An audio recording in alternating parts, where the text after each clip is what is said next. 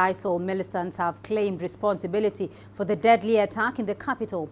Should that be confirmed, it will be ISIL's first attack in the city. The death toll from the attack on electoral offices in Tripoli has risen to at least 14. At least one suicide bomber blew himself up. At the same time, gunmen stormed the building and set it ablaze. Social media footage show a plume of smoke over the electoral offices on Wednesday. There are also reports of a second attack in Tripoli on the UN offices in the city. ISIL has claimed responsibility for that attack. Libya has been in turmoil since the fall of Muammar Gaddafi in 2011. Elections are scheduled to take place in the country this year, but there are concerns that ongoing security challenges may hamper that process. Let's get you more on that story now. I'm joined live from Cairo by CGTN's Yasa Hakim. Yasa, can you talk us through this twin attack on the Electoral Commission and on the United Nations in Tripoli? Yes, it was, according to Libyan authorities, there were 3 gunmen who stormed the election commission offices in Tripoli. They have shot fires on the security there and then on people inside the offices. And once the security personnel or police arrived, they managed to kill one of the assailants, and the other 2, they blew themselves up in two bombs, suicide attacks, and killing more people. And the attack on the UN headquarters, luckily there were no injuries and no loss of lives, because they were already closed. The UN offices were already closed at that point. So the casualties were mainly at the elections authority offices there.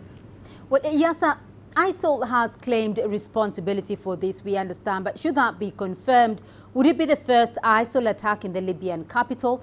How much of a concern exactly is that?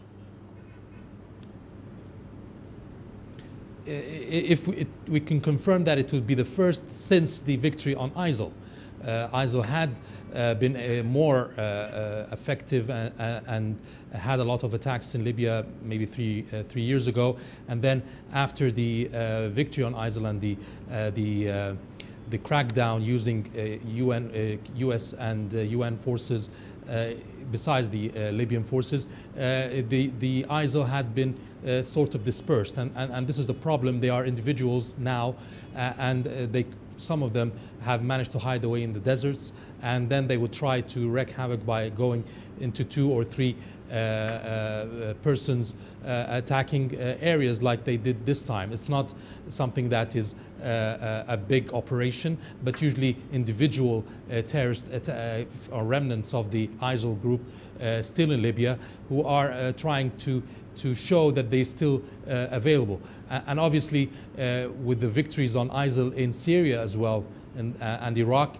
some of them, numbers of them, have managed to escape into Libya, making obviously using the divisions and the infighting between the different political powers inside Libya and the chaos in Libya, and making use of that and taking it as a safe haven, especially that Libya is a vast desert area with a small population that is in certain cities, so it would be easy to hide in other areas of Libya without being monitored so easily as in other countries, unpopulated areas. So this is obviously a concern, and it shows that there are still some security issues in Libya.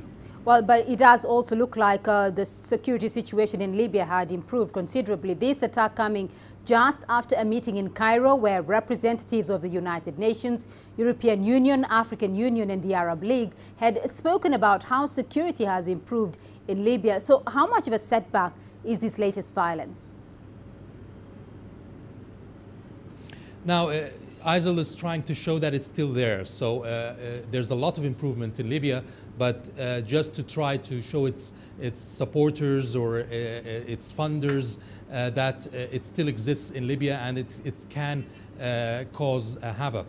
However, also the attack is on the elections authorities and the election commission offices, and this is the main issue why the quartet and the Arab Libyan neighbors and all the meetings happening last week and last few days were about the elections. So this is a symbolic attack as well to try to show that that the ISIL and the other terrorist groups are going to stop the elections, and they can stop any kind of democratic improvements in Libya. And now there is some kind of a division within the Libyan authorities, within the people who want, or the countries and the powers who want to have a more say in Libya and its peace process. Should the elections come first or security come first?